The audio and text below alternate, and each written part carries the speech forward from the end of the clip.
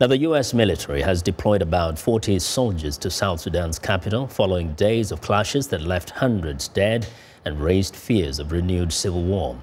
The military's Africa Command says the troops were sent to Juba to safeguard the U.S. Embassy and help carry out a State Department order for non-essential personnel to leave the country.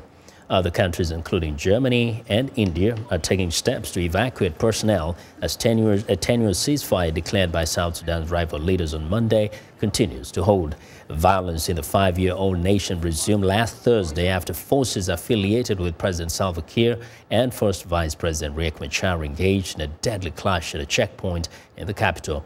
Hav Ladzus, the head of United Nations peacekeeping operations, urged the Security Council Wednesday to take concerted action and consider imposing an arms embargo on South Sudan. Clearly, the threat of that has done little to deter the parties, but I think it has to be as clear as possible. Likewise, additional targeted sanctions on leaders and commanders that block the implementation of the peace agreement must be enacted immediately. The never-ending cycle of violence, of devastating violence of South Sudan must come to an end now.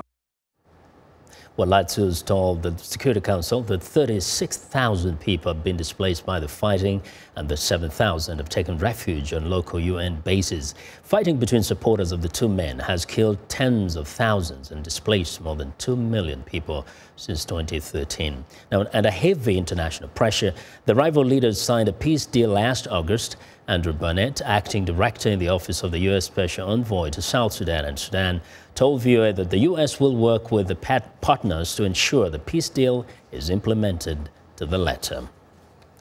Now, after the outbreak of violence in South Sudan's capital, Juba, in the past week, East African bloc IGAD demanded the creation of an intervention brigade similar to a UN combat force in Democratic Republic of Congo that is mandated to enforce peace by targeting and neutralizing armed rebel groups.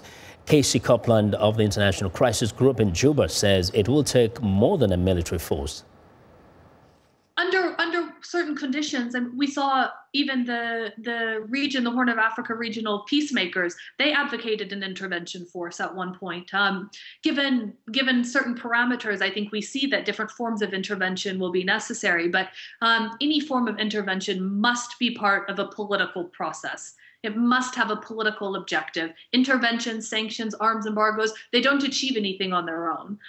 So what we need is a real political strategy, and that's the next step.